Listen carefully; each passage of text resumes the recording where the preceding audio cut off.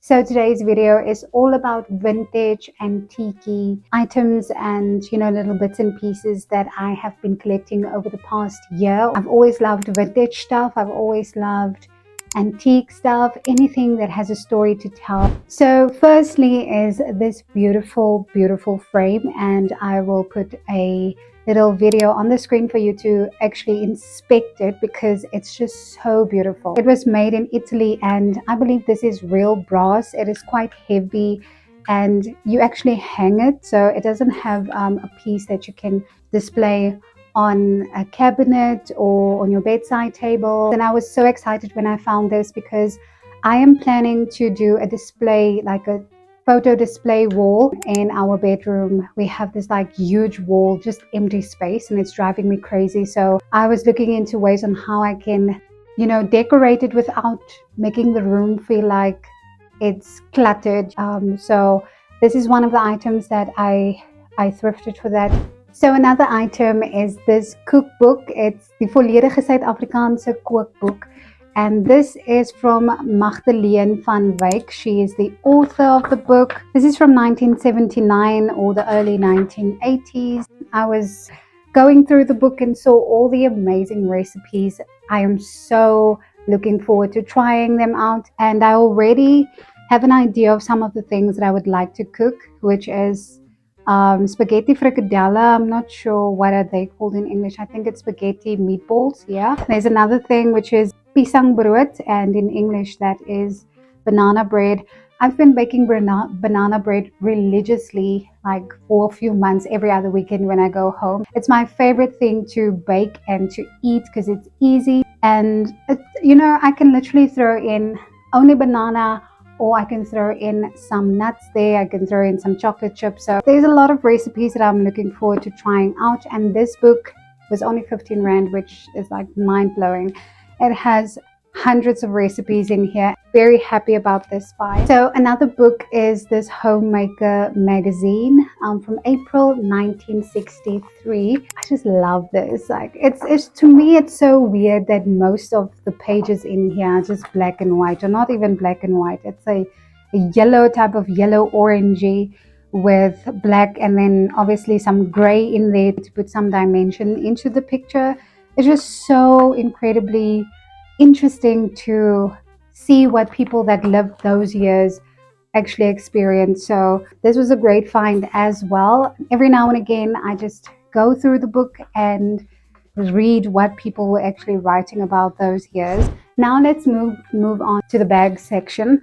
So first of all is this beautiful little purse. It does have some wear and tear signs on here because the lady that owned this, obviously before me, she made use out of it. I keep this in my handbag, like my work bag, and I have all my like feminine products in here, some medicine. If you watched my what's in my bag video, you would have seen most of the items that I have in here. It's just that I switched out the bag, so I now use this one. To me, it makes me feel feminine, and I just know every time when I take this out that somebody else before me appreciated this, so I appreciate it as well. The next bag is this one. Oh my goodness, when I saw this, it made me smile because the pattern actually reminds me of a bomber jacket that either my grandfather or my uncle used to wear when I was growing up. This is real leather and it's so soft. I'm not sure what type of leather this is.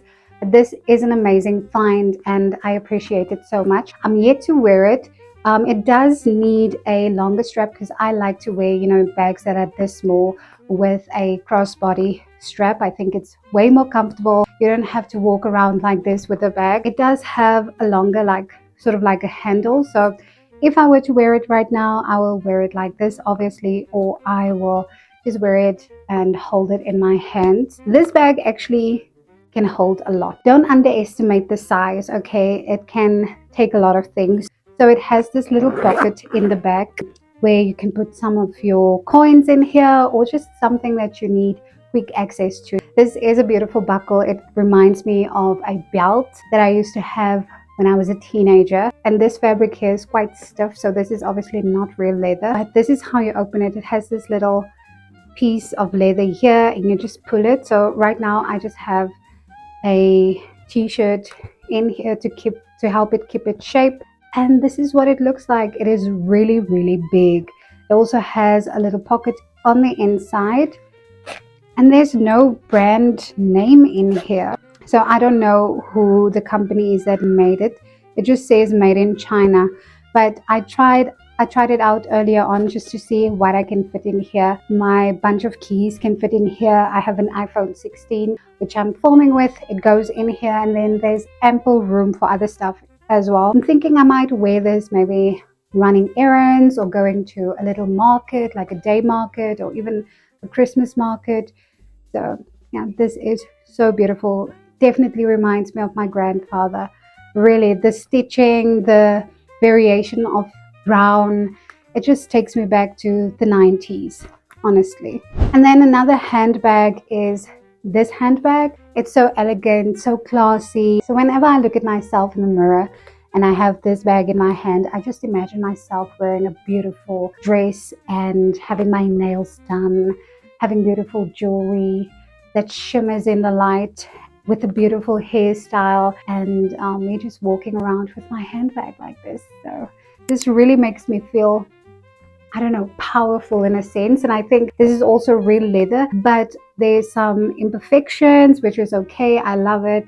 You can see this person also wore this out. Very often, if you open it, it's very spacious, as you would expect. It has a crossbody strap, but this one is obviously not real leather, and we can see by the way the black is coming off here. So I'm thinking I need to go to the fabric store, buy a piece of faux leather, and ask my mom to make a similar strap to this, and then I can reattach the hardware to it and wear it crossbody. But I don't think such a bag should be worn crossbody. Now the last thing that I'm going to show you is this vanity bag or toiletry case. This was an amazing find, and it's still in pristine condition. I'm going to show you a video on the screen of it was so hard to decide on whether I should buy this one or whether I should buy the blue one. The blue one was soft to the touch, but it had more wear and tear than this one. And even though it's vintage, I was like, okay, this one is definitely better looking. So it was such a hard decision to make. But when I opened both of them to inspect them, I saw that this one is like, it's almost like the person didn't use her. So it's quite spacious. You can put a lot of things in here, your toiletries, hair care products, my husband's toiletries, like a lot of things can go in here and in here. And then it has this elastic band right here, so there's like little bottles that you don't want them to lay down, then you can put them in here. What sealed the deal for me is the fact that I found a letter in here, and it looked like it was somebody writing to their friend, and this is actually from the 7th of September 1981. So I'll pop a picture of a little video on the screen for you to read what this person said to their friend. And this was so beautiful. That literally sealed the deal for me. So that is all that I have for you today. Thank you so much for watching. So I will see you in the next video. Bye bye.